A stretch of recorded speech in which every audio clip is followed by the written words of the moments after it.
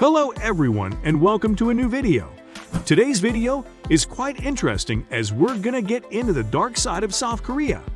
Every country has a dark side that most of the times isn't shown to the world, but it's very important to not get dazzled by what we see on the outside. Behind the shine lies some secrets. So without further ado, let's get into it.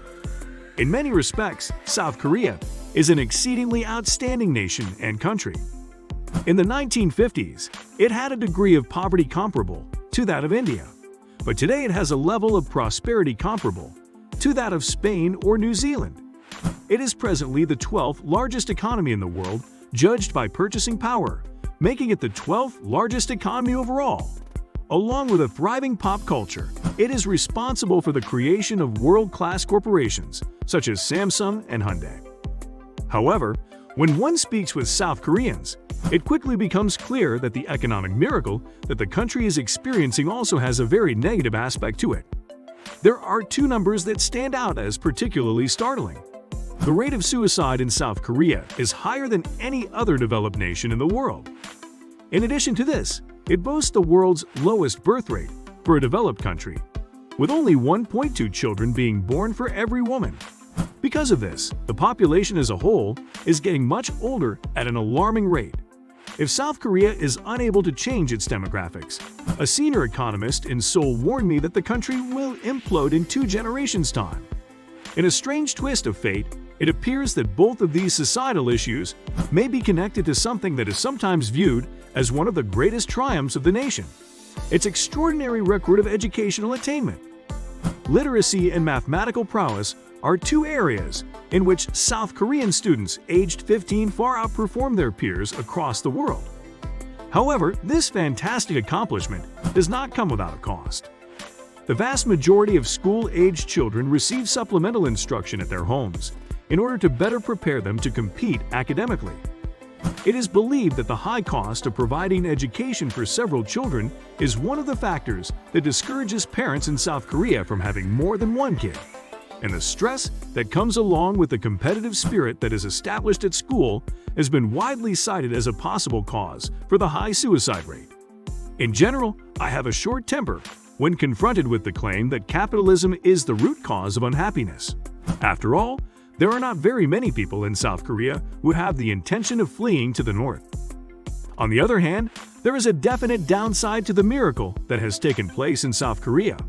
And there is also the possibility that there are some pointers to the future of China, which is a neighboring country with another rapidly growing economy that places a strong emphasis on education.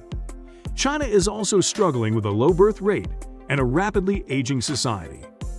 In spite of the fact that South Korea is, in many respects, a thriving democracy with robust media and civil society, human rights are nonetheless routinely violated in the name of national security.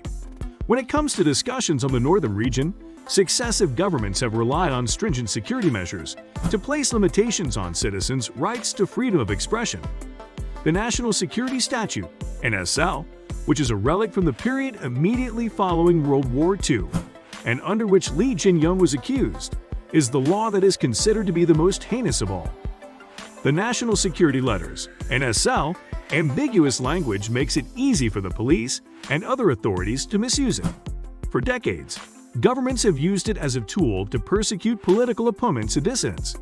But this has become less of a problem since President Moon Jae-in entered office in 2017, when his administration became more respectful of human rights. South Korea is one of the most wired countries in the world, with an internet penetration rate of around 90%. Regardless of this, or perhaps because of it, online privacy has emerged as a major human rights challenge in recent years. The military is another source of particular concern in South Korea. South Korean men are required to serve 2 years in the military, but unlike most other countries with conscription, there is no civilian alternative. Those who refuse, whether for religious, moral, or other reasons, face a jail sentence of up to 18 months, as well as the risk of being shunned by their peers or even family members. Many young people, particularly those who belong to pacifist religious groups, such as Jehovah's Witnesses, grow up knowing that they will be imprisoned at some point in their lives. Amnesty International claims that South Korea imprisons more conscientious objectors than the rest of the world combined. Furthermore, it's a desperate situation for women in South Korea, says Sim Sang-juing, a lawmaker and former presidential candidate who has advocated for stronger assault protections. Police and the authorities try to protect those in power and conceal crimes at Burning Sun, she says. Nowhere feels safe in the daily lives of women. The ever-shining K-pop industry of Korea has a lot of dark secrets that need to be seriously discussed. Over the course of the last 10 years, the K-pop business has exploded onto the global scene. K-pop has amassed a considerable amount of popularity among people of all ages thanks to its distinctive dancing, catchy songs, and visually appealing performances. However, as more and more mainstream media outlets focus on the lives of K-pop stars, the spotlights have moved to the less glamorous aspects of the industry, despite its outward appearance of being attractive. The suicide of the K-pop sensation Sulli has raised attention to the abuse that many celebrities endure in the context of contentious themes such as their mental health. Sulli, whose real name is Choi Jin-ri, was a former member of a well-known girl group. Throughout her career, she utilized her social media platform to speak out against issues pertaining to mental health, as well as cyberbullying. As opposed to the majority of other celebrities in South Korea, she disobeyed the social norms and standards that are observed there. As a result of her activism, she has been the target of a lot of animosity and criticism from people both inside and outside the industry. The authorities believe that despair and cyberbullying had a role in her decision to take her own life, and as a result, her untimely death has generated talks about how to make this sector of the business sector safer. The K-pop industry has long been known for its extremely restrictive and pressurizing nature, especially to young performers. The competitive entertainment industry is described as a conveyor belt production of new girl and boy bands in a Guardian article about Sulli's suicide. Performers as young as 12 years old are subjected to public scrutiny. Agencies monitor their every move and restrict their diets, content, and even dating lives. In a society that stigmatizes mental illnesses, K-pop stars who reveal their struggles with mental illnesses face backlash. As a result, many young performers are prone to high stress and serious mental illnesses like anxiety and depression. People are calling for more support for performers in light of rising suicide rates in the industry. Local governments should closely monitor agencies and enact regulations to ensure that these K-pop idols work in a healthy and safe environment.